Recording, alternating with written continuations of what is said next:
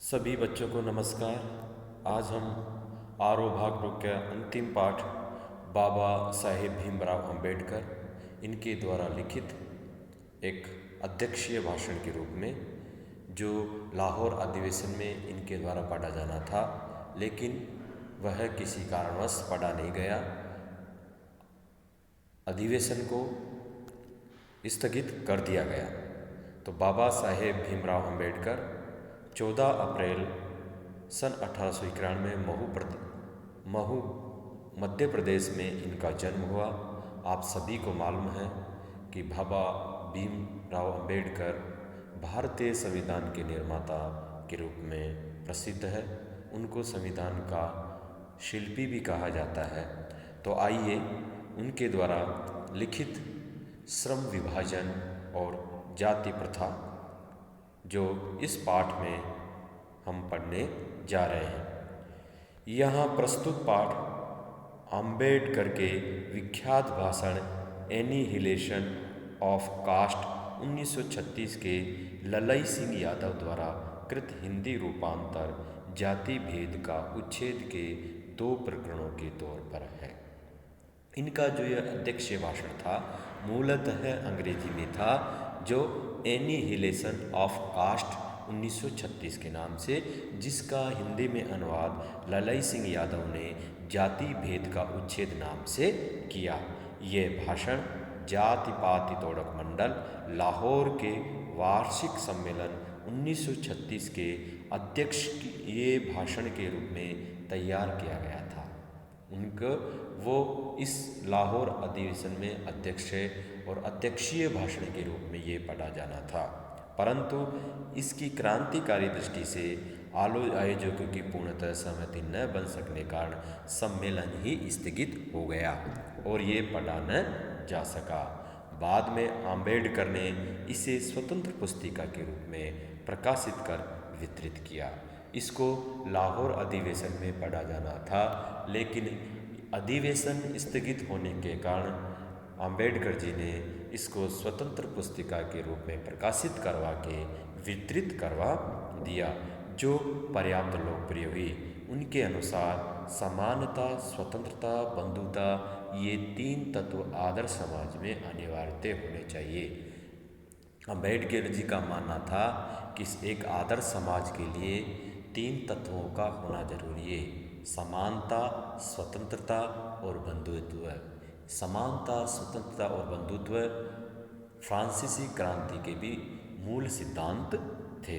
ये तीनों तत्व आदर्श समाज में अनिवार्य होने चाहिए, जिससे लोकतंत्र, सामूहिक जीवनचर्या की एक रीति तथा समाज के सम्मिलित अनुभवों के आदान प्रदान की प्रक्रिया के अर्थ तक भी पहुँचे।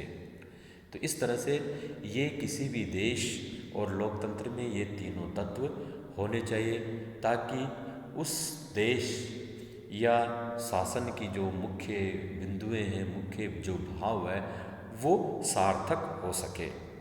यहाँ प्रस्तुत पाठ उक्त पुस्तिका के प्रतिनिधि प्रकरण है।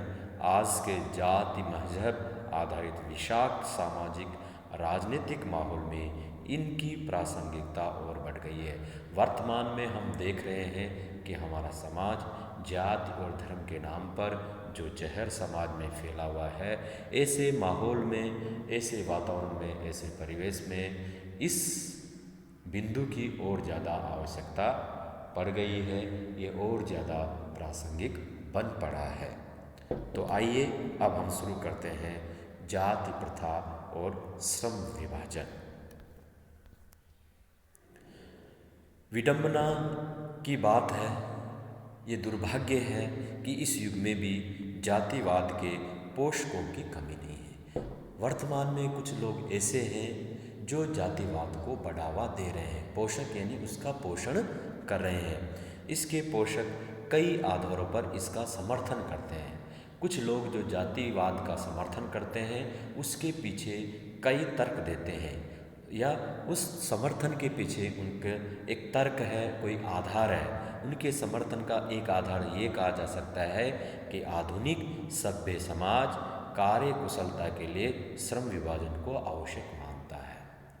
यानी कि कार्य का बंटवारा होना चाहिए। किसके लिए? आधुनिक सभ्य समाज के विकास के लिए कार्य का बंटवारा होना चाहिए। यहाँ तक तो ठीक है, लेकिन कार्य का बंटवारा व्यक्ति की रुचि और उसकी योग्यता के अनुसार होना चाहिए। लेकिन ये समाज कार्य का बंटवारा मनुष्य की या परिवार की या माता पिता की आर्थिक स्थिति, ये उसकी जो सामाजिक जो भूमिका है उसके आधार पर करता है। और चूंकि जाति प्रथा भी श्रम विभाजन का ही दूसरा रूप है। जाति प्रथा श्रम विभाजन का दूसरा रूप कैसे है कि मनुष्य जिस जाति में जन्म लेता है उस जाति का एक विशेष कर्म होता है, एक श्रम होता है, एक पेशा या धंधा होता है और मनुष्य को वही करना पड़ता है।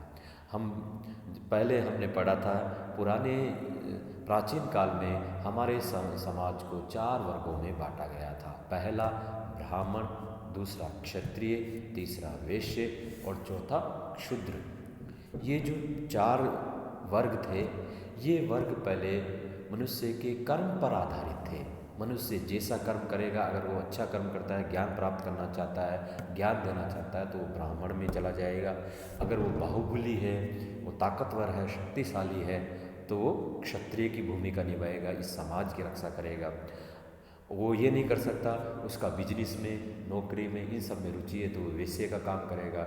और ये जो तीनों काम नहीं कर सकता, वो बाकी शूद्र का काम करेगा, जो इन तीनों की सेवा करेंगे। पहले ये कर्म के आधार पे थे, बाद में धीरे धीरे जाति के आधार पर हो गए। और इस प्रकार जन्म के आधार पर हो गए। मनुष्य जिस जाति में जन्म लेता है उस जाति का काम उसको करना पड़ रहा है। तो चूँकि जाति प्रथा भी श्रम विभाजन का ही दूसरा रूप है, इसलिए इसमें कोई बुराई नहीं है। इस तर्क के संबंध में पहली बात यही आपत्तिजनक है कि जाति प्रथा विभाजन, श्रम विभाजन के साथ साथ श्रमिक विभाजन का भी रूप लिए हुए हैं। ये केवल श्रम विभाजन नहीं करती, ये श्रमिकों का विभाजन करती है। ये कार्य करने वाले व्यक्तियों का बंटवारा कर देती है। परंतु किसी भी सभ्य समाज में श्रम विभाजन की व्यवस्था श्रमिकों को विभिन्न वर्गों में अस्वाभाविक विभाजन नहीं करती। श्रम विभाजन कार्य का बंटवारा तो होना चाहिए, लेकिन कार्य का बंटवारा जाति या जन्म के आधार पर न होकर व्यक्ति की रुचि और उसकी योग्यता और उसकी कार्य कुशलता के आधार पर होना चाहिए। भारत की जाति प्रथा की एक और विशेषता है कि यह श्रमिकों का अस्वाभाविक विभाजन ही नहीं करती, बल्कि विभाजित विभिन्न वर्गों को एक दूसरे की अपेक्षा ऊंच नीच भी करार देती है। ये केवल कार्य का बंटवारा नहीं करती, ये कार्य करने वाले कर्मचारियों का बंटवारा कर देती है। और यहाँ तक ही नहीं, ये बंटवारा ही नहीं करती, इन कर्मचारियों में आपस में ऊंच नीच का या भेदभाव का भाव भी अंदर डाल देती है। जाति प्रथा को यदि श्रम विभाजन मान लिया जाए तो यह स्वाभाविक विभाजन नहीं है, क्योंकि यह मनुष्य की रुचि पर आधारित नहीं है।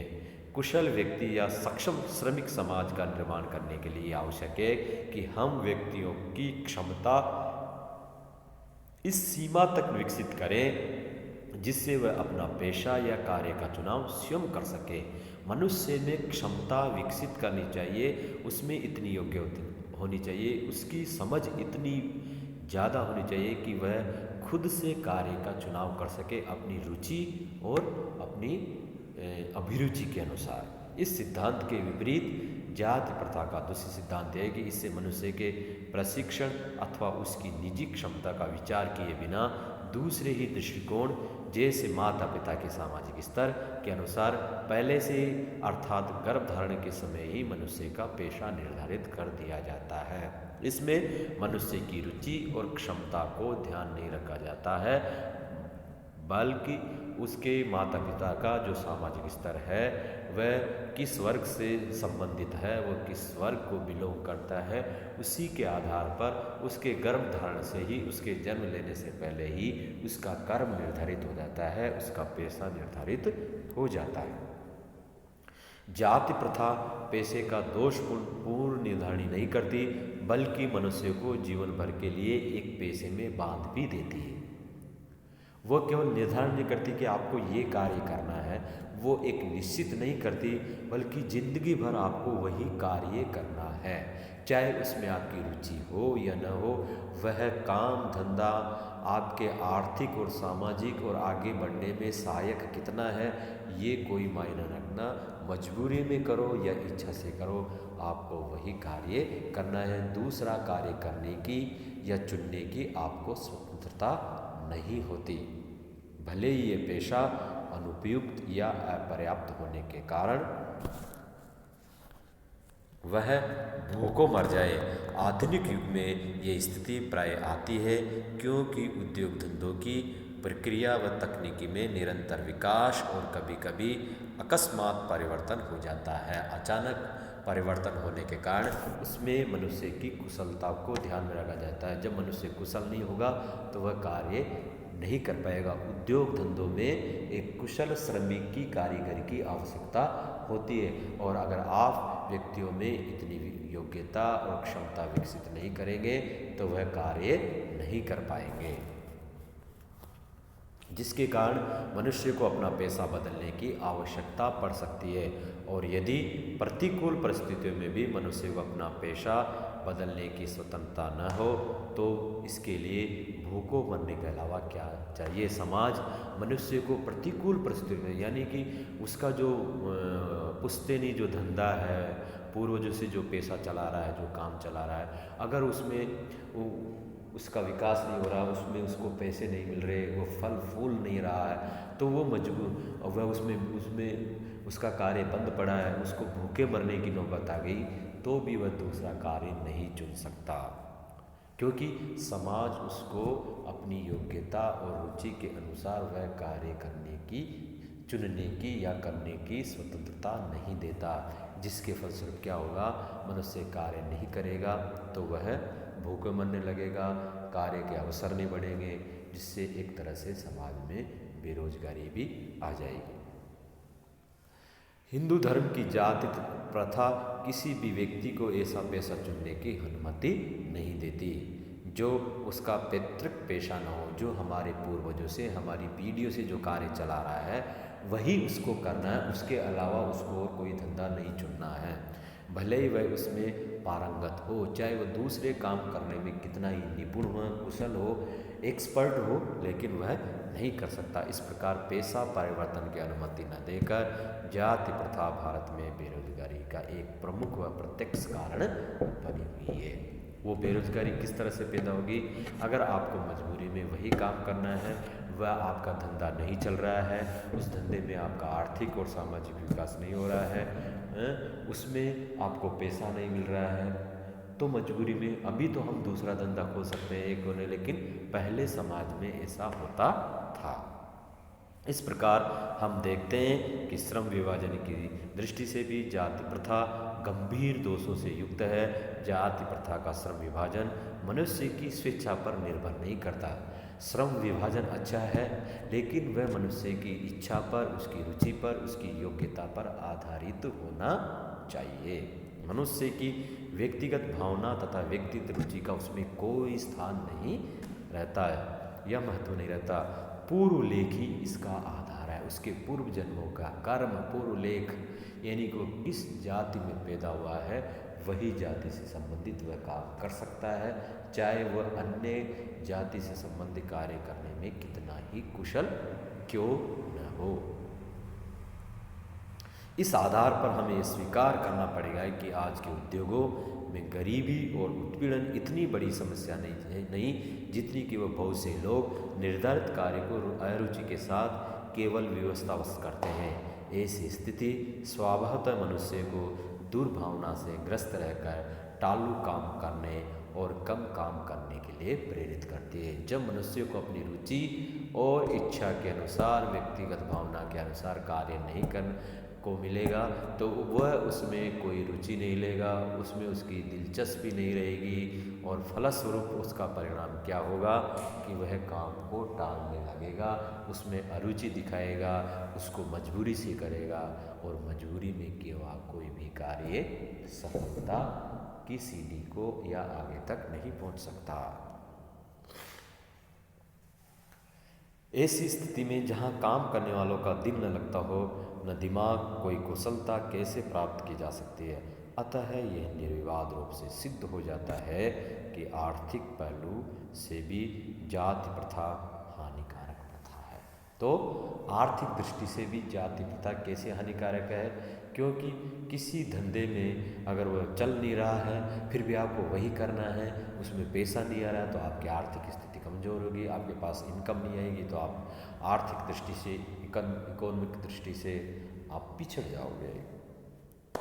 अतः निर्वाध रूप से सिद्ध हो जाता है कि आर्थिक पहलू से भी जाति प्रथा हानिकारक प्रथा है, क्योंकि मनुष्य की सामाजिक प्रेरणा व रुचि आत्मशक्ति को दबाकर उन्हें अस्वाभाविक नियमों में जकड़कर निष्क्रिय बना देती है। तो यह जो जाति प्रथा है समाज को निष्क्रिय बना देती है, क्योंकि उसको और अन्य कार्य करने की स्वतंत्रता नहीं होती। इसलिए अगर जाति प्रथा और श्रम विभाजन, क्योंकि वर्तमान में श्रम का जो विभाजन है वो जाति के आधार पर है, और ये जाति सामाजिक आर्थिक दृष्टि से समाज के लिए, इस देश के लिए बड़ी हानिकारक है। धन्यवाद।